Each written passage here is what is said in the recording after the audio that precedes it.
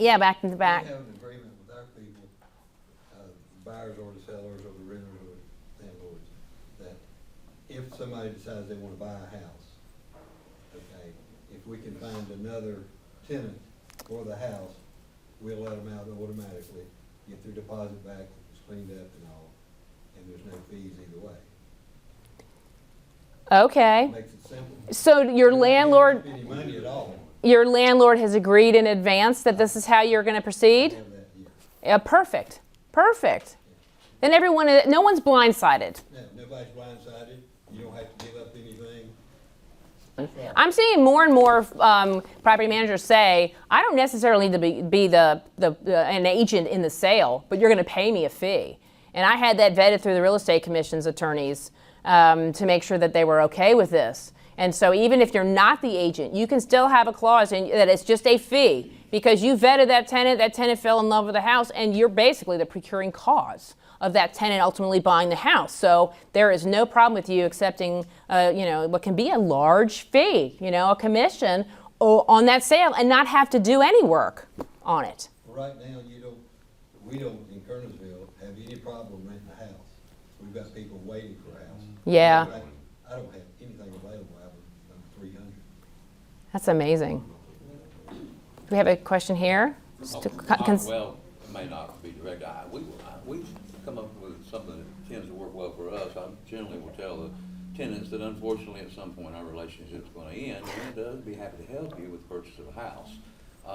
This is generally a house sale's not completely an easy process, so if it drags a little bit or speeds up a little bit, we're probably in a good position to work with the owners and make this work with your rental while you're trying to work out the sale of this. And we'll tell them that up front. And at the end of the lease, they tend to remember that a lot of times, and they'll come to us and say, we're getting ready to start looking, and how much notice do we need to give and all this, and it kind of brings us in. So it's not really a monetary issue, but it's one of bringing up the possibility of having some problems at the end that staying with us might be a better coordinating type of a situation. So he basically says the dialogue is super important with your tenant on the front end, which I totally agree with. And you can see by talking about it, your tenants tend to be unafraid to tell you, I'm going to be leaving. What do I need to do? And it's kind of the same problem as you have is, you want your tenants to feel comfortable to come to you so you can plan and perhaps get the commission on the sale. But they're just reticent because they're worried they're going to maybe have to try to break the lease, and they don't want you to be angry at them. Anyway. Okay. Oh, you had a question too.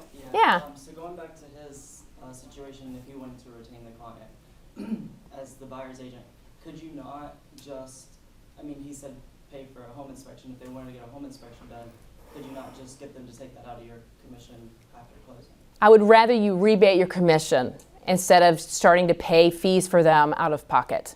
It's just a little cleaner.